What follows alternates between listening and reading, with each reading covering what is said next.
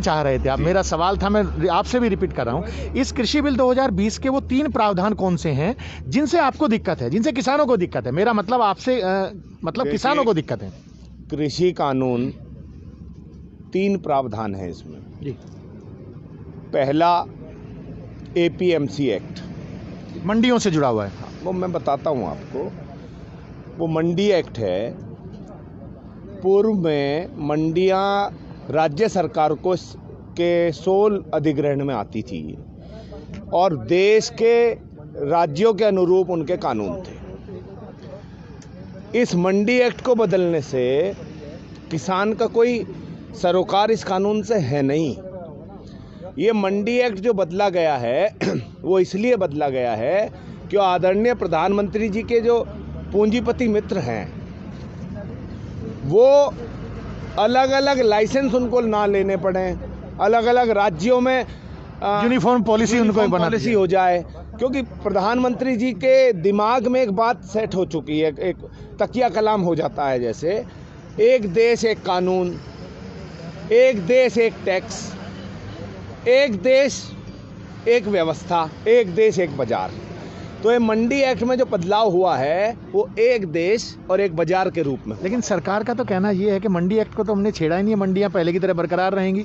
देखिए ऐसा है मेरे प्रिय मित्र, मंडियां बीएसएनएल भी पहले से था, बीएसएनएल किसी ने बंद नहीं किया, लेकिन बंद हो गया ना। बंद इसलिए हो गया कि पूंजीपतियों पे इतना पैसा है कि अगर वो साल 2 साल एट पार भी चलेंगे तो मंडियां खत्म हो जाएंगी। मंडी व्यवस्था खत्म होने से जो राजस्व राज्यों को प्राप्त होता था वो खत्म हो जाएगा। मंडियां खत्म होने से जो एमएसपी की गारंटी पे सरकारें खरीदती थी वो खत्म हो जाएंगी। क्यों खत्म हो जाएंगी? क्योंकि आवश्यक वस्तु अधिनियम में इसके सापेक्ष पैरेलल कानून है, वो आवश्यक वस्तु अधिनियम में बदलाव कर दिया।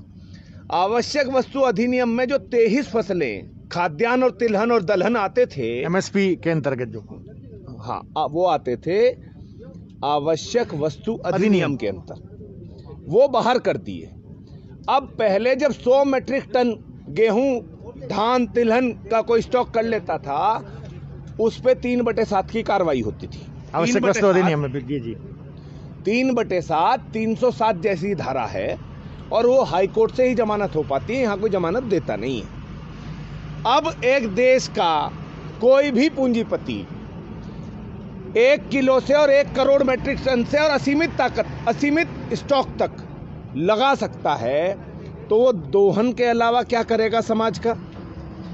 और जब वो काला बाजारी को बढ़ावा देना है तो फिर ये कानून किसान से क्या सरोकार रखता है? अगर किसान पे स्टॉक की कैपेसिटी होती तो समझ में आता कि कृषि ये जो प्रावधान है किसान के हित में है।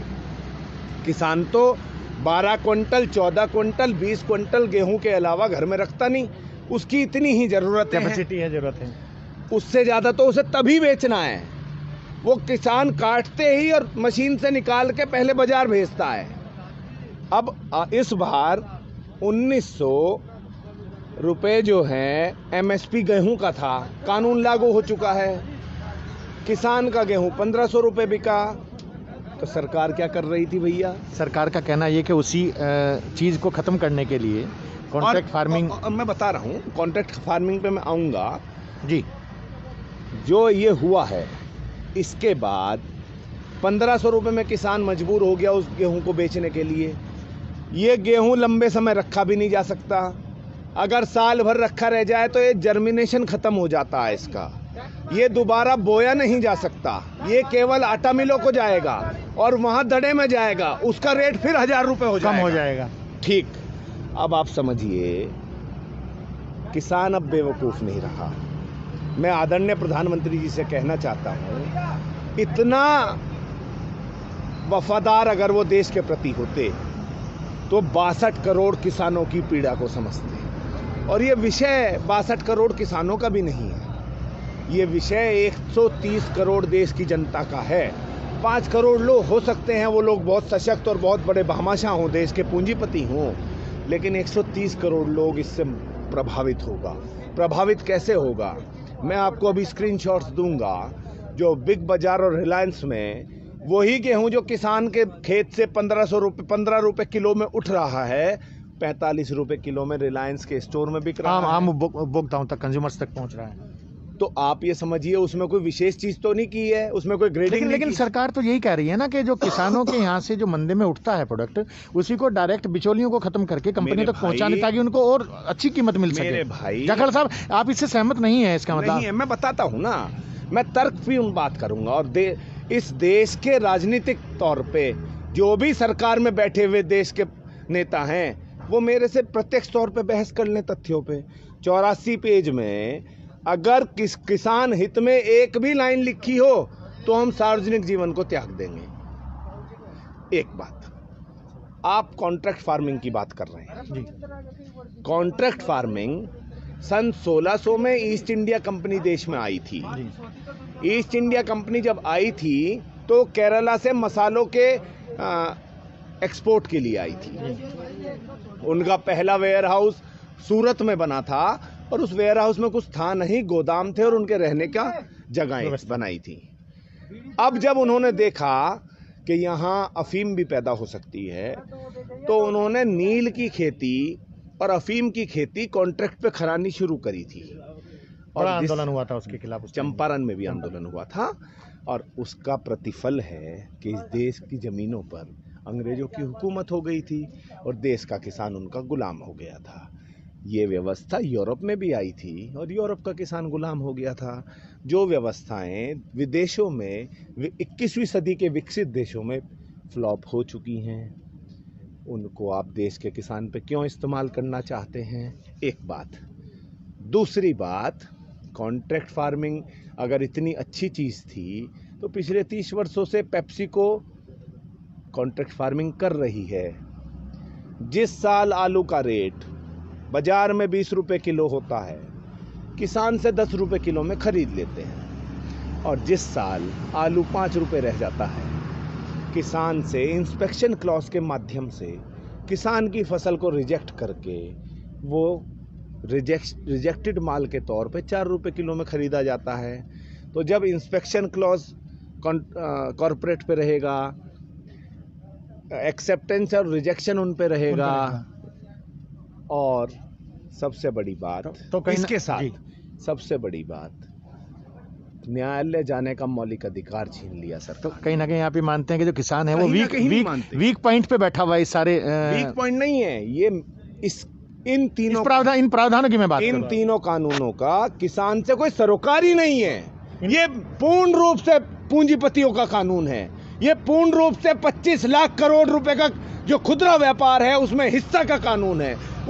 उसमें हिस्सा पूंजीपति चाहते हैं, उसके लिए 1.25 लाख करोड़ का इन्वेस्टमेंट तो विदेश से आ चुका है।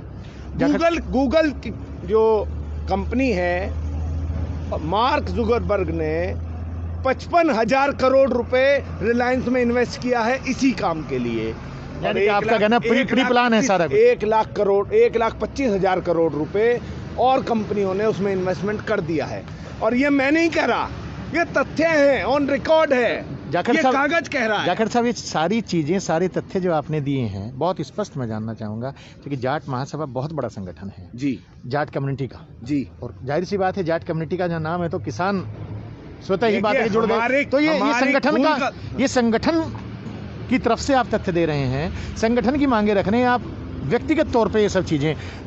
ये संगठन की मांग नहीं है, ये किसान की मांग है। संगठन से पहले हम किसान हैं, और किसान ना किसी जाति धर्म की बेड़ियों को तोड़ के जब तक आगे नहीं बढ़ेगा, जब तक किसान का भला नहीं हो सकता। आज सत्तासीन सरकारें इस किसान आंदोलन को भी जातियों में बांटना चाहती है, धर्म में बांटना चाहती है, संप्रदाय में बांटना चाहती है। क्या चाहती है सरकार? क्या देश के अन्नदाता का दोहन करके देश पे राज कर पाएंगे मोदी जी? जब किसान को परेशान होता है तो कानून नहीं तोड़ता, देश की सरकारों की कमर तोड़ देता है। तो आपने देखा, ये थे अखिल भारतीय जाट महासभा के प्रदेश अध्यक्ष जाखड़ साहब। इनका स्पष्ट रूप से कहना है कि जो कृषि बिल 2020 है,